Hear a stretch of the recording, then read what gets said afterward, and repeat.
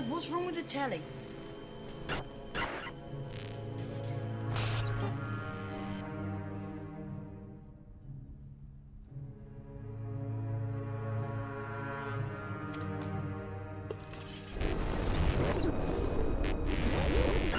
Good evening, London. Allow me first to apologize for this. The emergency channel! I do, like many of you, appreciate the comforts of everyday routine, the security of the familiar, the tranquility of repetition. Bloody hell. I enjoy them as much as any bloke. But in the spirit of commemoration, Who's that, Mum? whereby those important events of the past, usually associated with someone's death or the end of some awful bloody struggle, are celebrated with a nice holiday, I thought we could mark this November the 5th, a day that is sadly no longer remembered, by taking some time out of our daily lives to sit down and have a little chat. There are, of course, those who do not want us to speak. Let me think, just let me I think. suspect even now, orders are being shouted into telephones, and men with guns will soon be on their way. It's Chancellor Sutler. Damn it! Why? Because while the truncheon may be used in lieu of conversation, words will always retain their power. Words offer the means to meaning, and for those who will listen, the enunciation of truth.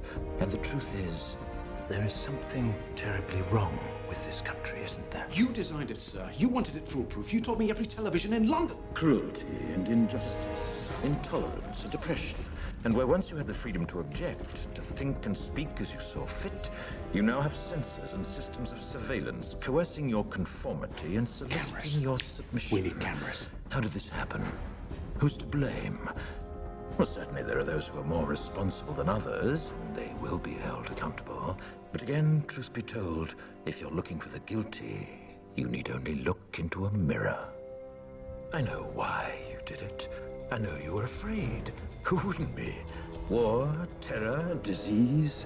There were a myriad of problems which conspired to corrupt your reason and rob you of your common sense. Fear got the best of you, and in your panic you turned to the now High Chancellor Adam Sutler.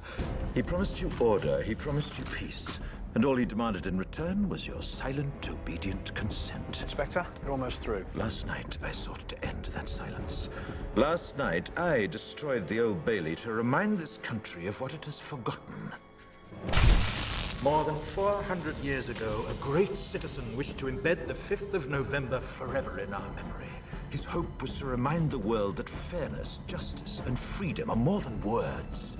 They are perspectives.